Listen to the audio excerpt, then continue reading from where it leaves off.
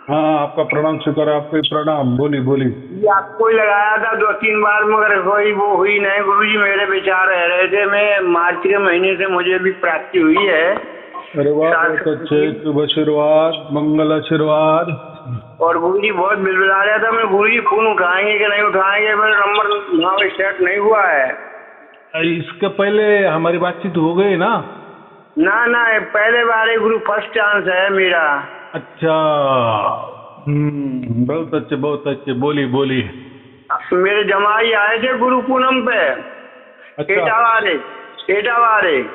हाँ हाँ हाँ हाँ हाँ, बहुत कमले। तो मैंने सेवा भेजी थी उनके हाथन में कि मैं तो पैरों से बेकार हूँ गुरुजी। हाँ हाँ हाँ हाँ हाँ हाँ। तो मैंने कही कि चलो चाचा तुम घुमा लाऊं फिर। तो मैंने की बेटा इतने लंबे सफर में हमारा हालत खराब हो जाएगा। हाँ अच्छा है ना। हाँ गुरु जी सब ठीक है, नहीं थोड़ी हमारे जो घर से है ना, हम दो ही मियाँ भी दो ही है ना, कोई है ना जहाँ। हाँ हाँ गाँव में हमारा जिला कासगंज पड़ता है। हाँ हाँ हाँ हाँ। हाँ तो मैंने कहा गुरु जी थोड़ी बातचीत हो जावे तो अच्छा है। दवाई वाई करवा के थक गए हम तो, ले कर लो। प्रणाम। ऐसा है, हमारे कर्मों का भोग है और वो जल्दी खत्म हो जाएगा। ऐसा कहते हैं कि जिसको ज्यादा दुख होता है ना, ऐसा समझना उसने कि अभी उसका आगे आने वाला सुख ही सुख है। तो निपटा डालो। देखो कभी न कभी तो निपटना ही है ना। निपटता ही है, और परमात्मा की गोद में बैठे हैं और जो वो करेंगे सो करेंगे। हम तो भाई निश्चिंत हैं बिल्कुल। हाँ, अभी आपने 1,00,000% की बात की, निश्चिंत तो ही रहे ना। अभी चिंता किस काम की? अभी कोई काम की नहीं, अब तो उम्र हो गई ना गुरु, हमारी 80 साल की उम्र है। हाँ बाप रे, देखो तो हाँ। ऐसी बात है ना। ऐसे बहुत सारे लोग आईसी है, आईसी के ऊपर वाले है या आईसी के आसपास वाले लोग है। अभी देखो उनके लिए कृपा परमात्मा ने कब की? देखो इतना उम्र जाने के बाद हो गई, लेकिन हो गई। बहुत सारे लोग बोलते हैं कि हम तो बहुत सारे वीडियो सुन रहे हैं, कहाँ हो रहा है। तो कोई बोलते हैं हमें प्राप्ति तो हो गई, लेकिन हमारा दुख कहाँ जा रहा है। बहुत लोग बोल रहे हैं हमें प्राप्ति भी हो गई, हमारा सब कुछ अच्छा है, लेकिन परमात्मा फिर दिखाई क्यों नहीं दे रहा है, हमारा सुनता क्यों नहीं है। तो ये तो ऐसा है अपना सोच है। परमात्मा दिखाई नहीं देता। जब तुमको गोद में बैठा लिया बाप ने, तो फिर तुम्हें क्या दिखाई की जरूरत है? परमात्मा कोई देखने वाली वस्तु ही नहीं ना। हाँ वही तो बात है ना, ये ज्ञान नहीं है ना। सब अज्ञानी लोग हैं, जाना वाला भटक भटक के तुम्हारी लान में लगे हैं अब ये। चलो परमात्मा तो बहुत दूर की बात है, ऐसा थोड़ी देर के लिए समझे। आपका आत्मा तो आपके अंदर ही है ना। हाँ बिल्कुल। वहाँ कैसे आपने देखा क्या आपने? नहीं। परमात्मा तो किसने देखा नहीं देखा, चलो वो उनकी बात सच है झूठ है वो भी जाने दो, लेकिन आपका आत्मा तो आपके शरीर में है ना। तो कब देखा आपने आत्मा को? वो भी नहीं देखा है ना। हाँ तो फिर परमात्मा देखने की बात कर रहे हैं। हाँ जब अपनो आत्मा का रूप मालूम नहीं है, परमात्मा का रूप कैसे मालूम पड़ जाएगा? हाँ तो ये दोनों ही जो उनको रूप ही नहीं, रूप माने आकार होता है, तो उनका कोई दोनों का भी आकार नहीं है। इसका ऐसा समझो कि परमात्मा से एक सूक्ष्म आकार है। माने हमारा आत्मा का अगर प्राकृतिक में समझा जाए तो ये जो सागर है ना, समंदर है ना, उसका एक बूंद हमारी आत्मा है, माने उसका आकार है, ऐसा समझो। और जो पूरा सागर है, पूरा समंदर है, वो परमात्मा है, ऐसा समझो। तो फिर कितनी बात कि हम परमात्मा से कितने छोटे हैं। तो जो भी करने वाला है वो परमात्मा ही करेगा ना, और कर रहा है ना। महाराज जी बाप तो बाप होता है ना, बेटा बेटा होता है। बराबर। देखो परमात्मा दिखाई दे ना दे वो उसका काम कर रहा है, आत्मा दिखाई दे ना दे वो उसका कर्म का भुगत रहा है। तो यहाँ देखने और ना देखने की क्या बात है? तो और देख के भी आप क्या करेंगे?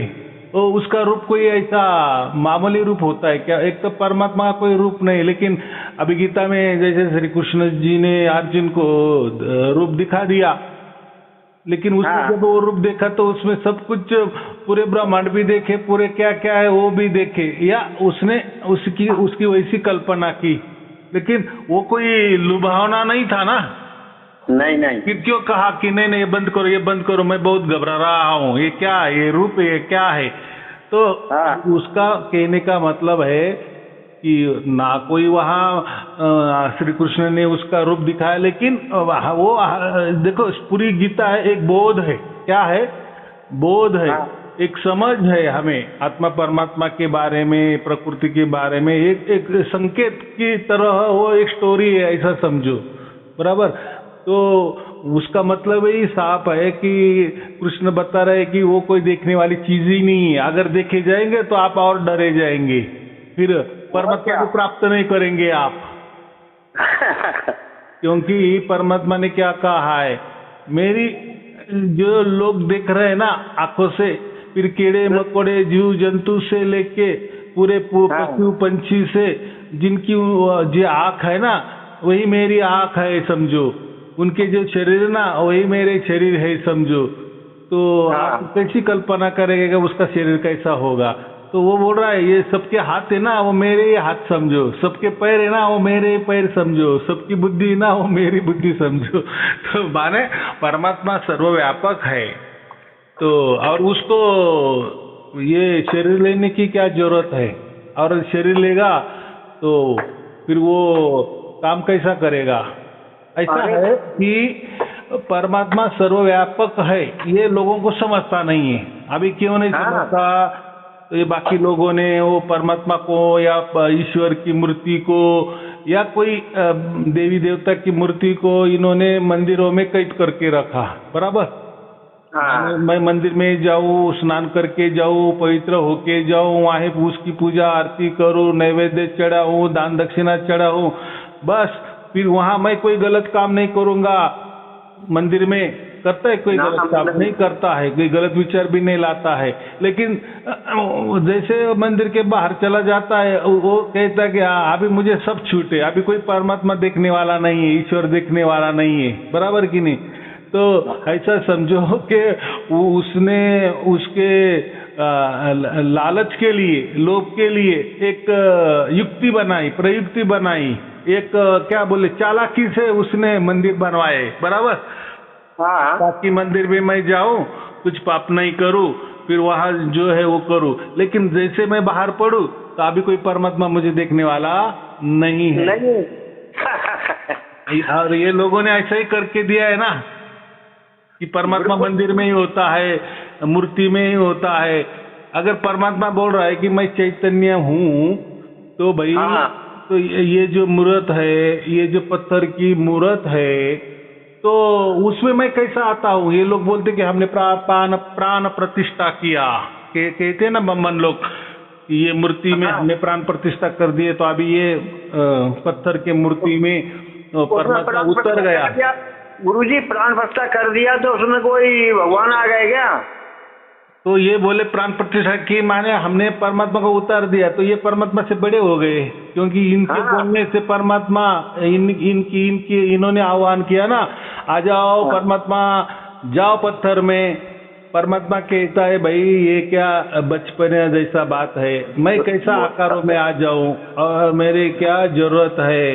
और देखो ये तो पत्थर तो प्रकृति वाला है ना, तो मैं भी परमात्मा हूँ, लेकिन मैं पत्थर भी नहीं बना सकता, एक छोटा पत्थर भी नहीं बना सकता, क्योंकि पत्थर जो है वो प्रकृति का मामला है ना, मैं कैसा दखल अंदाजी करूँ। सच बात है।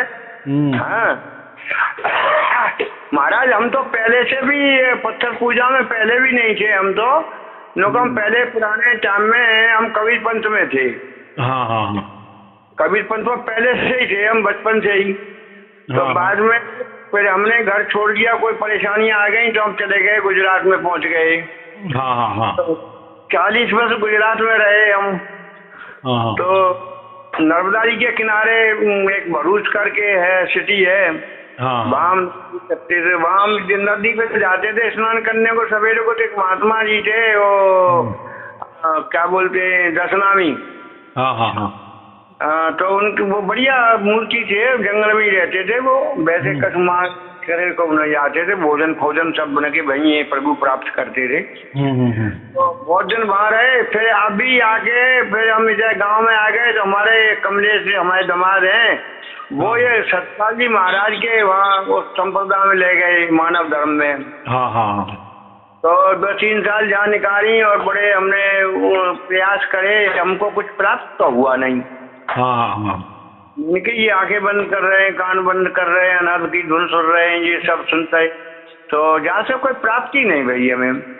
फिर बाद कमलेश को ये आपका वीडियो कोई प्रेमी भाई ने दिया था, तो उनको प्राप्त हुआ ये कि परम ज्ञान आपके छोड़ो के बाबा बाबा जी के आरती करो, पूजा करो, के ये करो, वो कर सब बंद करोगे। अच्छा, हमने सब बंद कर दी कि अब क्या करें कि अब ये गुरु महाराज का वीडियो सुनो। तो हमने 3-4 दिन वीडियो सुनो महाराज, सोई हमारे तो प्रभु हमारे तो विराजमान हो गए आगे। तो अब हम तो कुछ नहीं है, अब तो अपनो ये आपके 4 बजे उठ जाते हैं, तो 4 बजे वीडियो चालू कर देते हैं, सुनते रहते हैं और अपना कर्म क्रिया करते रहते हैं शरीर की। और तो गुरु महाराज दया है, थोड़ी कृपा करो, हमारी ये बुद्धि है इनको ज्यादा वो रहता है, इनके मगज में कुछ ऐसी रहती है बातें, कोई बात होती है जाती है निकलती नहीं है, और वो ही इनको सब परेशानियां बीमारियां बना रही है। और तो दया है परमात्मा की, कोई कमी ना है अपने पास, खाने पीने की, सोने बैठने की कोई कमी ना है। और अपना यहाँ कोई नहीं है, परिवार सब हमारा गुजरात में ही है, बच्चे हैं 2 लड़के, और 6 नाती पोते हैं, सब 2 बहू हैं, सब गुजरात में ही है, अपना मकान फकान गुजरात में ही हम बनावा के छोड़े आए, अब बच्चे लोग वही रह रहे हैं, सब मजदूरी कर रहे। ठीक है, जो भी है बहुत अच्छे हैं।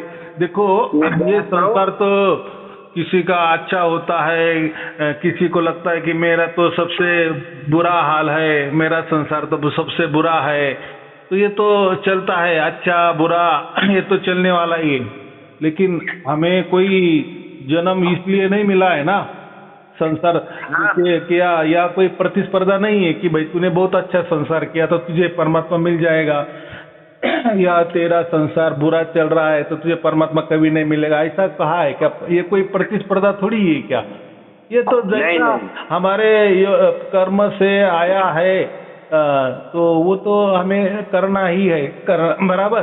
तो उसके लिए कोई परमात्मा जिम्मेदार नहीं है, तो ये संसार के लिए तो हमारे कर्म धर्म ही जिम्मेदार है। अभी रही बात, फिर ऐसा है कि और परमात्मा ऐसा भी नहीं कहता ना कि तू मुझे प्राप्त कर ले, अगर ऐसा कहता तो फिर समझो अभी आपको सार शब्द मिल गया, आपको प्राप्त हो गया, तो फिर आपको फिर परमात्मा से बोलेंगे कि भाई तूने भी कहा था ना मुझे प्राप्त कर लो, देखो मैंने तुझे प्राप्त कर लिया, तो चलो मेरा भी काम करो, तो अल्लाउद्दीन का दिया बन जाएगा परमात्मा, फिर इसकी मान बढ़ जाएगी, ये करो वो करो। माने ऐसा है कि लोग कहते हैं कि आप लोगों को कहते हैं कि प्रवचन सुनो प्रवचन सुनो प्रवचन, तो प्रवचन में क्या है? तो कुछ बातें नहीं। मैं बोला हाँ, प्रवचन आपकी आंख खुला देता है, माने आपको ज्ञान है ना, वो ज्ञान देता है। ज्ञान क्या देता है कि हम क्यों कह रहे कि ये परमात्मा होता है, हम क्यों कह रहे कि ये आत्मा होता है, हम क्यों कह रहे कि ये प्रकृति होती है, इनमें एक दूसरे का क्या संबंध है, क्या इन दोनों के तीनों का काम है, कार्य है। मैंने अभी कहा ना आपको कि ये लोग बोलते हैं कि हम प्राण प्रतिष्ठा कर रहे हैं मूर्ति में, पत्थरों में, या जो भी है, तो परमात्मा बोलता है कि तुम मुझे वो मूर्ति में घुसा रहे हैं। अरे भाई, वो जो पत्थर है ना, मैं भी बना नहीं सकता, मैं तो स्वयंभू हूँ, सर्व सामर्थ्यशाली हूँ, लेकिन उसका मतलब ऐसा नहीं है कि मैं कुछ भी करूँ, मेरे भी कोई हद है। हद माने देखो, मैं ज्ञान में परिपूर्ण हूँ, ज्ञान में परिपूर्ण हूँ, मैं ज्ञान के लिए किसी का सहारा नहीं लेता, इसीलिए मैं स्वयंभू हूँ, सर्वज्ञानी हूँ, बराबर।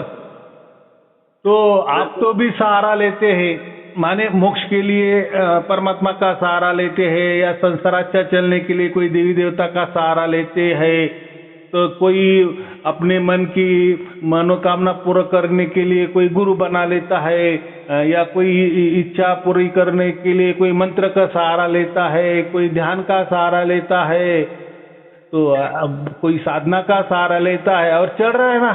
अलग अलग सहारे ले रहे, तो ये सहारा लेने वाला कौन है? ये आत्मा ही है ना। परमात्मा तो कोई सहारे की कोई जरूरत नहीं, तो उसको फिर परमात्मा नहीं कहेंगे। लेकिन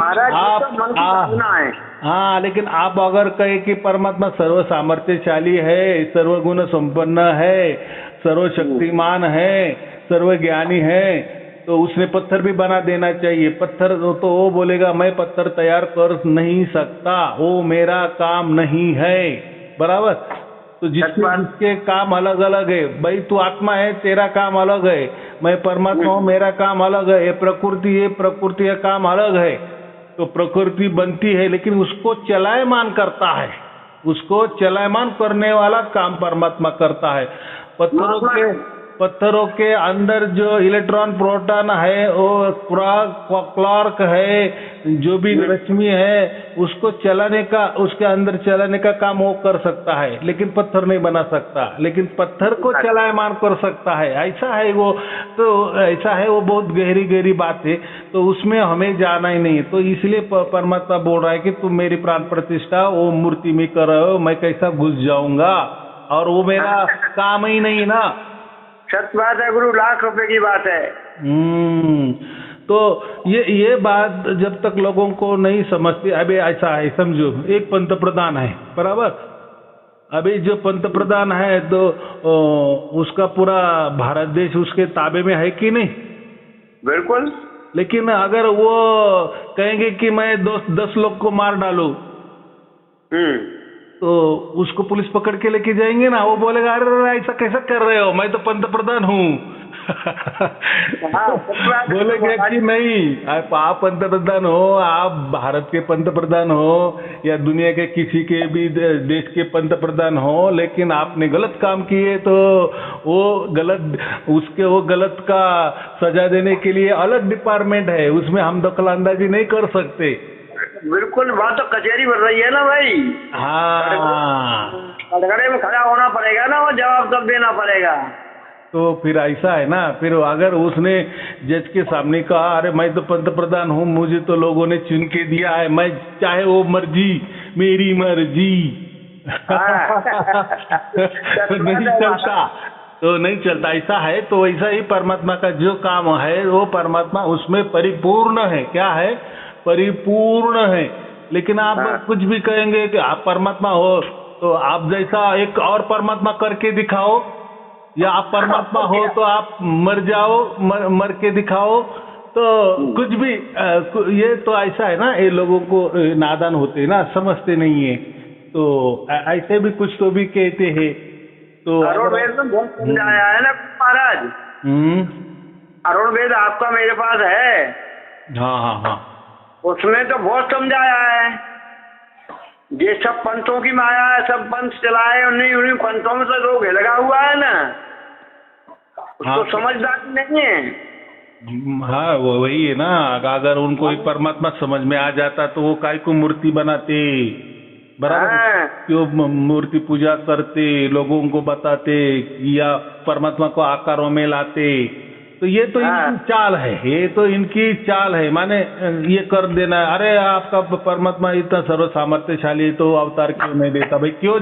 मैंने तो अभी पंतप्रधान का उदाहरण दिया। देखो ये जो है ना सर्वव्यापी, एक देशी, ये समझने के लिए मैं एक आपको उदाहरण देता हूँ। जैसा मेरा राज्य महाराष्ट्र है, बराबर, आपका जो भी है, लेकिन मैं एक उदाहरण के लिए मैं मेरा महाराष्ट्र देता हूँ उदाहरण। तो महाराष्ट्र मेरा राज्य है, लेकिन ये मेरा राज्य भारत देश में है, बराबर। तो पूरा भारत ऐसा समझो कि परमात्मा है, बराबर। तो पूरा, तो मेरा जो महाराष्ट्र राज्य है, तो उसमें भी भारत देश आया कि नहीं आया? आया ना। हाँ, अगर मैंने कहा आया, आप कह रहे हो आया, तो आपने बोला कि दिखाओ कहाँ है, तो वो क्या दिखाने वाली बात है क्या? वो तो ज्ञान वाली बात है भाई। महाराष्ट्र भारत में ही है, लेकिन ऐसा है कि महाराष्ट्र के कायदे कानून महाराष्ट्र में ही चलती है, बराबर, और केंद्र के कानून केंद्र में चलते हैं, बिल्कुल। लेकिन पूरा जो भारत देश है, तो भारत नाम का कोई ऐसी वस्तु नहीं है कि हाँ ये देखो ये शहर भारत है, बराबर, तो फिर वो क्या हो जाएगा, एक देशीय हो जाएगा ना। हाँ बिल्कुल। अच्छा ऐसा है। और समझो कोई महाराष्ट्र में काम करना है तो केंद्र की तरफ से काम जो होता है तो वहाँ पूरा भारत आ जाता है काम करने के लिए, तो बिल्कुल उसका एक प्रतिनिधि आता है ना कि ये केंद्रीय गवर्नमेंट का प्रोजेक्ट है, बराबर, आपका महाराष्ट्र गवर्नमेंट का नहीं है, लेकिन महाराष्ट्र गवर्नमेंट के भूमि में जमीन पे ये हम बड़ा प्रोजेक्ट कर रहे हैं और इसका पूरा खर्चा केंद्र गवर्नमेंट उठा रही है, आ रही है। हाँ तो उसका मतलब केंद्र का उसमें हक हो गया क्या, महाराष्ट्र पे नहीं हुआ ना।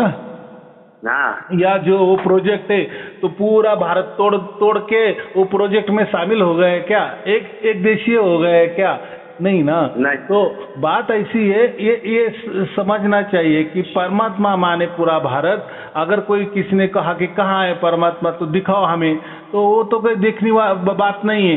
आप जिस चीज को भी हाथ लगाएंगे तो वहाँ तो कोई तो भी राज्य होगा, वहाँ तो कोई तो भी शहर होगा, वहाँ तो भी कोई खेड़ा होगा कि नहीं, कोई गांव होगा, तो फिर वो लोग बोलेंगे यार भारत क्या है फिर। अरे भाई भारत का ये एरिया है पूरा, इसको सब भारत भी कहते हैं। आपका महाराष्ट्र भी भारत है, आप भी भारत देश के हो, सब भूमि भारत की ही है, लेकिन हम नाम के लिए कहे कि ये महाराष्ट्र है, ये गुजरात है, ये है, वैसा ये परमात्मा की जगह है, माने परमात्मा समझो और भारत समझो, एक ही बात है, बराबर। और ये जो स्टेट वाइज है ना, जैसा गुजरात स्टेट है या महाराष्ट्र स्टेट है, ये आत्मा समझो, तो है ना। वो भारत का और महाराष्ट्र का अलग अलग, चलो क्षेत्र भी अलग अलग है, माने क्षेत्रफल जो कहते हम, जमीन भी अलग है, और भारत तो अभी ऐसा है। फिर महाराष्ट्र भारत देश से अलग है क्या, नहीं ना, एक ही बात है। महाराष्ट्र को आप भारत कहो या महाराष्ट्र कहो, लेकिन वो समझा देने के लिए वैसा कहते हैं। तो वैसा परमात्मा है, तो ये लोगों ने उसको महाराष्ट्र बना दिया, या कोई वो भारत देश को कोई गांव बना दिया, कोई खेड़ा बना दिया, कोई शहर बना दिया। तो ऐसा हो सकता है क्या, नहीं हो सकता ना, नहीं हो सकता। इनके कहने से ये ऐसे बोलने में बोल सकते, लेकिन वो भारत ही रहेगा। तो वो कोई हम ऐसा उंगली करके दिखा नहीं सकते। तो उंगली करना तो पूरे भारत के एक एक इंच के ऊपर उंगली करना पड़ेगा, हाँ ये भारत देश है। तो बात ऐसी है कि परमात्मा एक कण कण में है, तो हमारे अंदर भी परमात्मा है, बाहर भी परमात्मा है, बराबर। तो ऐसा है, लेकिन हम नहीं ना, ऐसे हम नहीं कण कण में ना, हम तो किसी शरीर का सहारा लेकर शरीर में बसे हुए हैं ना, बराबर की। तो हम तो परमात्मा जैसा काम नहीं कर सकते, परमात्मा हमारा जैसा काम नहीं कर सकता, क्योंकि आत्मा को प्रत्येक ज्ञान के लिए सहारे की जरूरत है। प्रत्येक ज्ञान, गाड़ी भी तैयार करनी है तो उसके लिए कुछ तो भी ज्ञान करना पड़ता है, कोई तो भी पढ़ाई करनी पड़ती है, लिखाई करनी पड़ती है, कोई कॉलेज करना पड़ता है, कोई वो ट्रेड करना पड़ता है, तो फिर वो जाके फिर वो मोटर बनाता है। माने हर और मोटर भी बनाता है तो उसमें पुर्जे का के लगते हैं, प्रकृति के पुर्जे लगते हैं कि नहीं, लोहे भी है। वो आत्मा तो खुद तो कुछ तैयार नहीं करता ना, हाँ, लेकिन जो बनाया है वही लेके असेंबल करता है ना, बिल्कुल। तो इसकी भी पहुंच, आत्मा की पहुंच उतनी है ना, बिल्कुल। परमात्मा की तो फिर उसको तो शरीर ही नहीं है और उसकी शरीर की जरूरत ही नहीं है, लेकिन वो कण कण में काम कर रहा है, उसका काम कण कण में चल रहा है।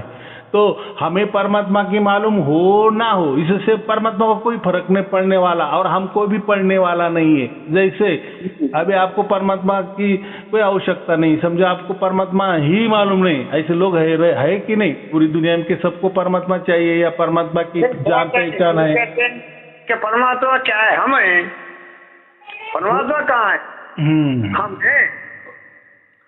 और ज्ञानी लोग यही कहते हैं महाराज। हाँ बराबर है, हम हमारे अंदर परमात्मा है, ये बराबर है, लेकिन उसमें हम भी है, ये कैसे वो भूल जाते हैं, दोनों भी है ना। हाँ तो मैं तो इसलिए कहता हूँ ना, हम परमात्मा के अंदर ही डूबे हुए हैं। ये जो महाराष्ट्र प्रदेश है ये भारत के अंदर डूबा हुआ है, ऐसा ही कहेंगे ना। हाँ बिल्कुल ऐसा चाहेंगे ना। तो वैसा ही हमारे शरीर के अंदर आत्मा भी है और परमात्मा भी है। तो लेकिन वो नहीं होगा तो चलेगा कहाँ से जय? हाँ देखो, अगर अगर परमात्मा की सत्ता उसके आत्मा तक भी नहीं है तो वो फिर परमात्मा भी क्या फायदे का। और देखो वो सब जगह है, सब चला रहा है, माने हमको भी चला रहा है। वो जो हमारे आत्मा को भी ज्ञान दे रहा है, कौन? परमात्मा।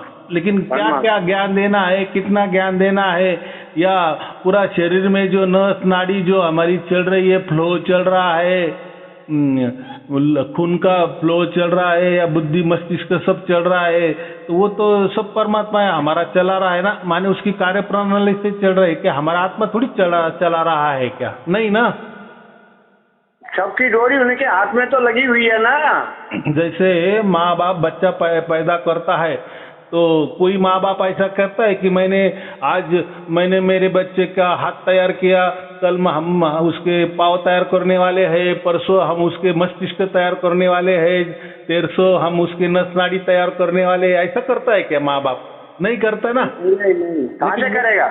हाँ, लेकिन वो तैयार कौन करता है? फिर वो शरीर कौन तैयार करता है? वो नस नाड़ी कौन तैयार करता है? वो तो परमात्मा का काम होता है।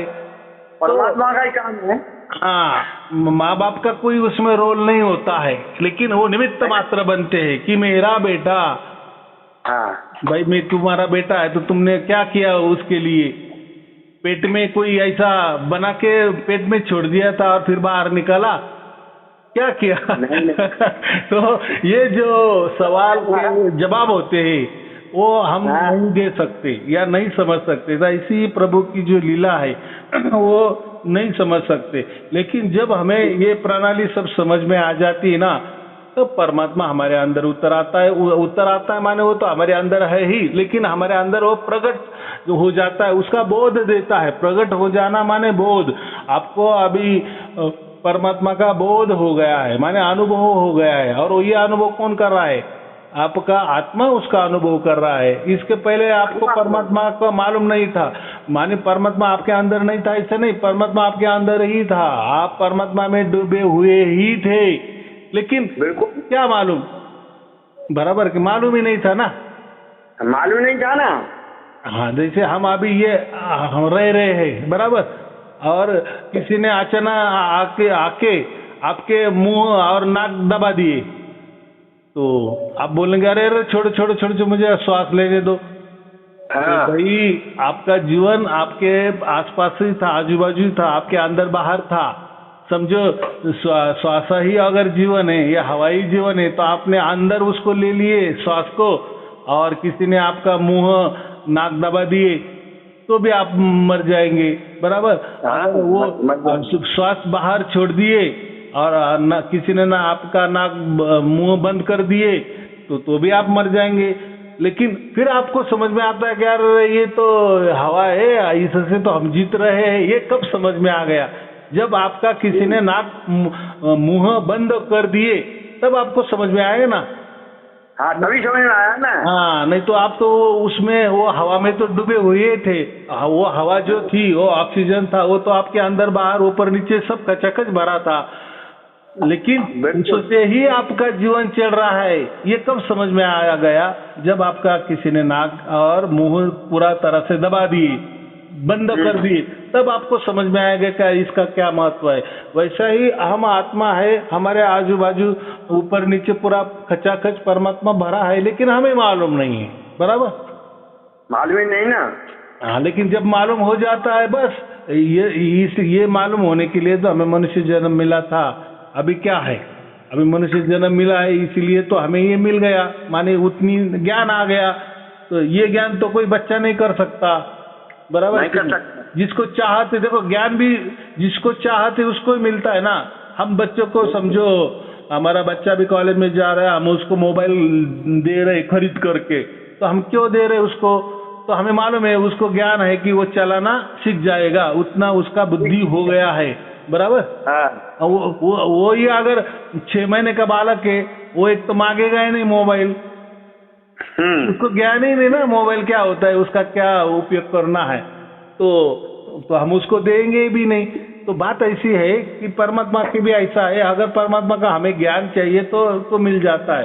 तो फिर ये ज्ञान कब हमें चाहिए, जब हम समझते हैं कि नहीं अभी ये हमने बहुत कुछ संसार में देखा, अच्छा किया तो भी अच्छा होता है, बुरा भी हो जाता है, बुरा किया तो भी बुरा भी हो जाता है, अच्छा भी हो जाता है। माने क्या, उसमें कोई ऐसा नियम ही नहीं है, कैसे भी नियम से चले लेकिन जो होने वाला है वही हो जाता है। माने हमारे हाथों में कुछ नहीं है। ये जब हमें समझ में आता है कि जो हमारा शरीर चलाने वाला ये कोई तो भी अलग ही है, ये पूरे ब्रह्मांड चलाने वाला कोई तो भी अलग ही शक्ति है।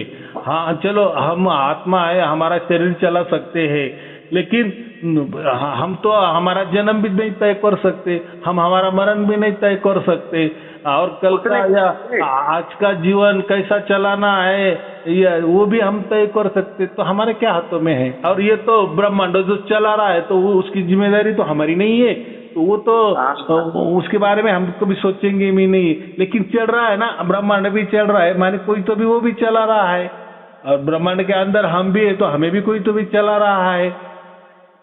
तो भारत के अंदर महाराष्ट्र है तो महाराष्ट्र भी कोई तो भी चला रहा है, या महाराष्ट्र के ऊपर किसी की तो भी सत्ता भी है।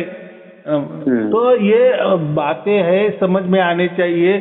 जब हमें ये समझता है कि नहीं ये सब दुखियारी है, इसके पहले हमने बहुत सारे करोड़ हमारे जन्म हुए हैं, शरीर के जन्म हुए हैं, और मरने के बाद भी हमारे करोड़ वापिस जन्म होने वाले। अभी ये चक्कर से छूटना है, इसीलिए हमें मनुष्य देह मिला है और हमारा विवेक जागृत हो गया है।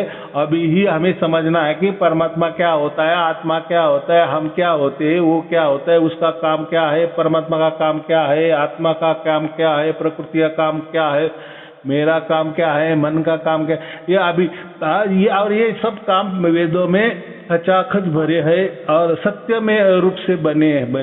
लेकिन लोग कोई वेद पढ़ते नहीं है, और मन के मुताबिक जो भी गुरु होता है, मन के मुताबिक आप भी जो तैयार हुए धर्म ग्रंथ है उसका आधार लेता है, वो भी आधार लेता है और बताता है। तो उसके बताते से कोई किसी को परमात्मा नहीं, उसको खुद को ही मिल जाता है, तो वो क्या बताने वाले। ये सब सटीक माहिती जो है पूरी की पूरी परमात्मा ने ऐसा समझो कि उसको जो मैन्युअल है, जो माहिती पुस्तिका है, वेद माने क्या, परमात्मा की माहिती पुस्तिका, ये ब्रह्मांड की माहिती पुस्तिका, ये प्रकृति की माहिती पुस्तिका, ये आत्मा की माहिती पुस्तिका, तो पूरा ज्ञान उसमें है। और वो तो हम क्या कहते हैं, अपौरुषीय है, ईश्वरीय ज्ञान है ना, तो वहाँ हमारे सब जवाब मिल जाते हैं। लेकिन ये जो गुरुआ लोग है, कभी उन्होंने वेद भी पढ़े नहीं, कुछ नहीं, यहाँ वहाँ के जो अभी के जो संत बन गए, महापुरुष बन गए, कोई देवी देवता बन गए, उन्होंने उनके मन में जो आया वो लिख दिया, वैसे ग्रंथ तैयार हो गए। फिर ये लोग वही ग्रंथ पढ़ते हैं, वही उसमें से मंत्र देते हैं और ऐसे ही कहते हैं कि हाँ ऐसा होता है परमात्मा, अपने दिमाग से हाँ ऐसा ही होता है आत्मा, हाँ ये ऐसा करना, ये ऐसा नहीं करना, ये सब हमारा दिमाग का काम करता है और किसी को कुछ नहीं मिलता। बराबर। तो बोलो महाराज जी, ये जो संत लोग हैं, आश्रमधारी हैं, ये तो वो लोग कहते हैं कि परमात्मा कहाँ है, हमें ये परमात्मा। हमारी पूजा करो, दसवां अंश हमको दो, कमाओ सो, और हमारी सेवा करो, हमारी आरती करो, ठीक है ना। तो मिलाते हैं वो उनको यही पूछना, अगर आप परमात्मा तो ये पूरे ब्रह्मांड चलाता है, जो अनंत फैला हुआ ब्रह्मांड है, जिसका अंत ही नहीं है या इतना बड़ा है। ब्रह्म का अर्थ क्या होता है, ब्रह्म माने फैलाव, बड़ा, सबसे बड़ा। तो अगर ये सब कुछ परमात्मा चला रहा है तो आप क्या चला रहे हो, चलो आप उसको भी चला के दिखाओ तो हम मानेंगे आप भी परमात्मा हो। तो ऐसा है जिसको कोई उत्तर देना नहीं आता, वेद पढ़ना नहीं आता, तो फिर ये बगैर वेद के कुछ तो भी, और ये तो तर्क है। देखो तर्क का कोई अंत भी नहीं होता, ये भी आपको मालूम है ना, क्योंकि ये शब्द जंजाल है ना।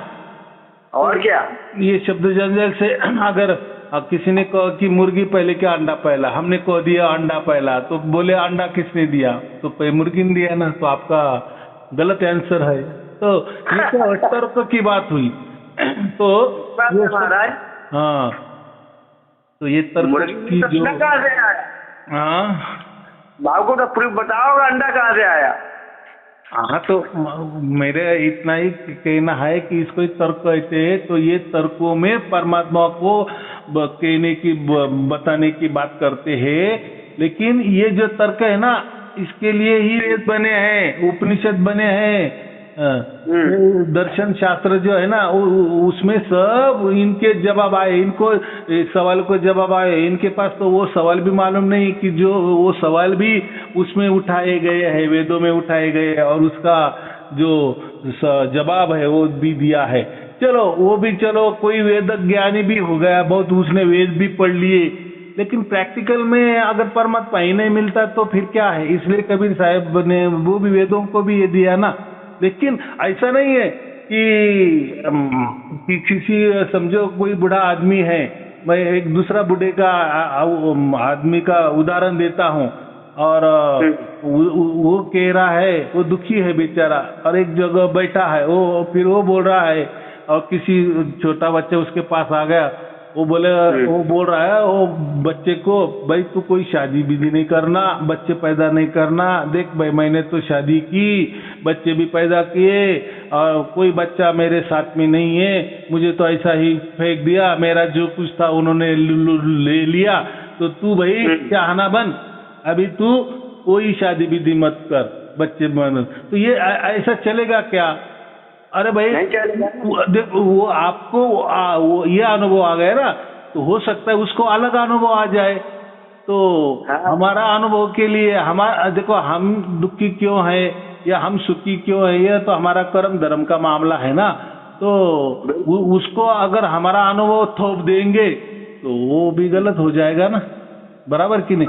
तो ऐसा है, इसलिए हम क्या कहते हैं कि आपको, आपने वेद भी पढ़ लिए, पूरा ज्ञान भी आपको आ गया, वेदों का ज्ञान भी आ गया, लेकिन असल में बात ऐसी है कि उसकी जब तक आपका बोध नहीं होता, आपका आत्मा परमात्मा का जब तक आपको उसकी अनुभूति नहीं आती, और जो भी अनुभूति आएंगी सबके सरीकी आनी चाहिए, सबकी एक जैसी आनी चाहिए, वही अनुभव गुरु को भी वैसे की वैसा होना चाहिए, और उसके जो शिष्य उसको भी वैसे की वैसा होना चाहिए। और सबसे मुख्य बात, जो भी अनुभूति हुई ना, तो लोगों के सामने होनी चाहिए, सार्वजनिक होनी चाहिए। तो ये चालाकी क्या करते हैं कि भाई तुझे कुछ हो गया ना, बस तुम्हें मुझे से बोलना, दूसरा कोई सुनना नहीं चाहिए, दूसरे को तो बोलना ही नहीं। तो इससे क्या होता है, तो ये शिष्यों को परमात्मा मिला या नहीं मिला, इनकी अक्ल कितनी बड़ी हो गई नहीं हो गई, इनको क्या समझ में आ रहा है नहीं आ रहा है, इसका साफ मतलब है गुरु को कुछ मालूम नहीं है, और गुरु की पोल खोलना हो इसलिए वो शिष्यों को भी बता रहा है कि किसी को बताना नहीं, और किसी को सुनना भी नहीं। नहीं तो तू सुनेगा, खंड हो जाएगा, तेरा धर्म खंड हो जाएगा। अरे बड़े बड़े पर्दा हैं इन लोगों के महाराज जी, ये संत लोग बहुत पर्दा है। अब कितने संत लोग तो राजीनामा रख रख निकल गए आश्रमों से। तो अभी महाराज के महात्मा जी हैं, जाए इनके सतपाल जी महाराज के गांव में एक, और बहुत पढ़े बहुत विद्वान हैं। तो बिन्ने क्या तो कोई उत्तर नहीं मिला, वाणी की उत्तर नहीं मिला, तो उन्हें परमात्मा की प्राप्ति हो गई।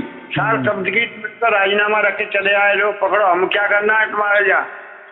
अब वो अपने गांव में ही हैं, उनका सत्संग रात को देते हैं वो अपना, तो बड़ा बढ़िया सुनाते हैं वो। कैसा है, तो ये ऐसा आना जाना लगा ही रहेगा, क्योंकि जा सत्य की बातें नहीं। मैं देखो, मैं तो प्रवचन करता हूँ, लोगों को बताता भाई जो भी आपका कुछ भी चल रहा है ना वो चलने दो, लेकिन जब आपका मन कहेगा, बुद्धि कहेगी, आपका अंदर वाला आत्मा जगेगा या परमात्मा आपको बुद्धि देगा, तभी कुछ करना है।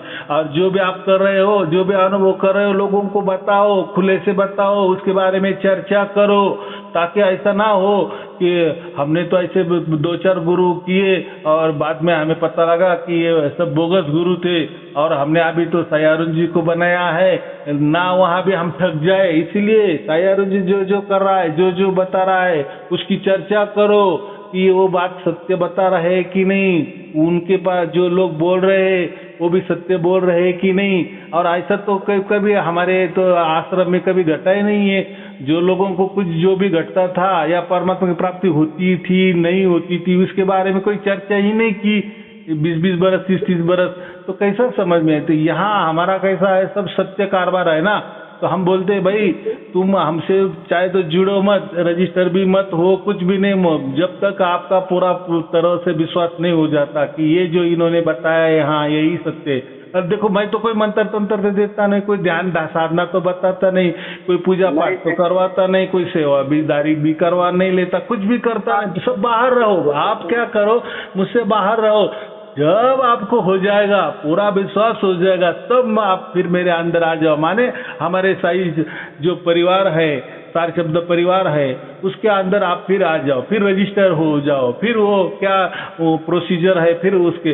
लेकिन आपको कुछ हुआ ही नहीं है तो क्यों भी आप आ रहे हो, क्यों रजिस्टर हो रहे? क्योंकि यहाँ वो बात ही नहीं, ये सब सत्य वाली बात चलती है। क्योंकि देखो हमें कोई अवार्ड नहीं मिलाना है कि या सरकारों से कोई हमें बख्शिशी नहीं करनी कि मेरी इतनी शिष्य बन गए। अरे तुम्हारे लाख करोड़ भी शिष्य है, लेकिन एक को भी परमात्मा की प्राप्ति नहीं हुई, तो फिर वो लाख लोग दिखाने के लिए है, सरकारों से सेवा लेने के लिए है, सरकारों से लाभ लेने उठाने के लिए है, या आप कोई संत बड़े बन गए, आप कोई महापुरुष बन गए, कोई जगत गुरु बन गए। ये तो आज जगत गुरु की उपाधि भी रहती है, तो बहुत सारे ऐसे लोगों ने अपने दिमाग से बना लिए हैं जो उपाधि लगाते हैं ना, 1008 या 108 वगैरह वगैरह। अभी जो सच्ची है वो बात ठीक है, लेकिन बहुत सारे लोग तो ऐसी लगा लेते जगत गुरु ये वो परमहंस, क्या नहीं तो क्या है। देखो आप परमहंस हो, आप जगत गुरु हो, अच्छी बात है, लेकिन आपने क्या किया, जगत के लिए क्या किया, लोगों के लिए क्या किया, दुनिया के लिए क्या किया। जगत गुरु बन गया और आप तो भारत में रह रहे, एक ही जगह रह रहे हो, एक ही धर्म को मान रहे हो, एक ही मूर्ति को मान रहे, एक किसी भाषा का जो मंत्र है लिखने वाला बोलने वाला उसको ही मान रहे और लगा रहे बोर्ड जगत गुरु। तो जगत गुरु का माने दुनिया का गुरु। अरे भाई दुनिया कितनी बड़ी है, बराबर, उसमें कितने भाषा है, उनके कितने धर्म है, उनके कितने पंथ है, उनके कितने विचार है, तुझे क्या मालूम है। बस तू जगत का गुरु लिखने से जगत गुरु बन जाता है क्या? बराबर कि परमहंस बन जाएगा क्या? कोई महात्मा बन जाएगा, महात्मा गांधी बन गए। तो आज कोई भी महात्मा लगा रहा है तो महात्मा जी तो क्या, तो मेरा यही कहना है कि ये जो डिग्री है ना, ये भी आजकल मिल जाता है, पैसा फेंको तमाशा देखो, लेकिन जिसकी असली डिग्री है वो उसको तो मान्यता है ही, बराबर। लेकिन जो भी डिग्री मिलती है ना वो सर्व समक्ष मिलनी चाहिए, सब साधु संतों के साथ में मिलनी चाहिए वो, और वो क्या बोलते हैं, सबके लिए खुली रखनी चाहिए, जाहिर नोटिस में निकालनी चाहिए कि हम इसको जगत गुरु कह रहे या ये सच में है या नहीं है। लोगों उनका हरकत ही लेना चाहिए ना, या जो जिनको कोई विरोध है या सम्मति है तो लोगों ने बताना चाहिए, तब उनको डिक्लेयर कर देना है कि हाँ ये परमहंस बन गए, जगत गुरु बन गए, ये 108 बन गए, 1008 बन गए, महात्मा बन गए, संत बन गए, जो भी है वो। तो हम तो लोगों को संत बोल रहे, तो उनका जो सत्संग है, उनका जो प्रवचन है हम खुला कर देते हैं, भाई देखो इनको इतना ज्ञान आ गया है और ये बता भी रहा है और सब लोग उसको कोई विरोध नहीं कर रहा है, उसका मतलब ही क्या है। तो ऐसा होना चाहिए सिस्टम खुली, माने ऐसी चार दीवारी के अंदर कुछ नहीं, सब कुछ खुला होना चाहिए। लोगों को समझने दो ना कि सचमुच में आप संत हो या नहीं हो, या सचमुच में आपको परमात्मा प्राप्त हुआ है नहीं हुआ है, जाने दो लोगों के इसमें। और फिर जो लोग जो हो जाते हैं, जिनको परमात्मा प्राप्त हो गया, वो तो सार शब्द परिवार में आ ही जाते हैं, उनका तो स्वागत है। हम क्या बोलते हैं, सार शब्द परिवार माने क्या है, जिसका चुनाव खुद परमात्मा ने किया है, तो फिर क्या है। कोई साई अरुण जी कोई सार शब्दियों का परिवार का कोई सदस्य नहीं चुनता है, जब परमात्मा उसकी रजामंदी से, उसके कृपा से, उसकी बुद्धि से या कुछ भी उसके सामर्थ्य से जब किसी को चुनता है, उसके अंदर उतर जाता है, प्रकट हो जाता है, माने वो प्रकट ज्ञान उसको मिल जाता है, हो जाता है, फिर वो बताता है हमें कि गुरुजी मुझे प्राप्त हो गया, जैसे आपने कहा। हाँ, फिर आप सचमुच में संत हो, क्योंकि आपका चुनाव परमात्मा ने किया है, नहीं किसी साई अरुण जी ने किया है। साई अरुण जी तो उसको ये क्या मोहर लगा रहा है, प्राकृतिक मोहर, कि हाँ अभी आप संत बन गए हो। कितना सीधा गणित है क्या इसमें कोई छिपा छिपाई वाली बात है? हाँ चलो महाराज जी, बैटरी अपनी डाउन है रही है हमारी, ये हमारे घर से हैं, तो जितना प्रणाम करेंगी आपको ले कर लो प्रणाम। हाँ हाँ हाँ बोले। हाँ अभी थोड़ी रही है, अब खत्म हो गई। गुरु जी प्रणाम। हाँ आपका प्रणाम स्वीकार है, आपको प्रणाम। बोलिए बोलिए। सत साहेब सब कुछ समझ में आ रहा है? हाँ समझ में खूब आ रहा हूँ। वो हाँ हमको तबीयत खराब है, पहले का ज्यादा। हाँ हाँ हाँ ठीक है, सब कुछ चंगा होता जाएगा जब परमात्मा ये हमारे अंदर उतर जाता है या किसी सदस्य के अंदर उतर जाता है कुटुंब में, तो परमात्मा की नजर निगरानी में सब कुछ हमारा संसार आगे का भी चलता है, ये विश्वास रखो। ऐसा नहीं है कि परमात्मा प्रकट हो गया या सारशब्दी परिवार में किसी को एक को सारशब्द प्राप्त हो गया और परमात्मा ने आपको छोड़ दिया, बस मुझे प्राप्त हो गया, मैं इनको प्राप्त हो गया या इन्होंने मुझे प्राप्त कर दिया, अभी इनका परिवार ऐसा मैं छोड़ दूंगा, ऐसा नहीं होता। पूरा वो जिम्मा लेता है परमात्मा आगे वाला, लेकिन कब? जब सारशब्द प्राप्त हो जाने के बाद या पूरे परिवार में एक को भी सारशब्द प्राप्त होगा ना, तो वो पूरे परिवार की जिम्मेदारी परमात्मा उठाता है। ऐसा गीता में लिखा है, योगक्षेम वैयाहम। हम क्या कहते, वो योगक्षेम हमारा वो ये करता है, चलाता है, ऐसा कहा है। बराबर, चलो ठीक है। और कोई पूछना है? नहीं तो चलता गुरु जी, घने से चलते हैं, बस सब कुछ चंगा हो जाएगा। चलो ठीक है, सबके लिए, आपका परिवार के लिए शुभ आशीर्वाद, मंगल आशीर्वाद। सत साहेब जी, सत साहेब जी, सत साहेब जी, साहेब बंदगी, साहेब बंदगी।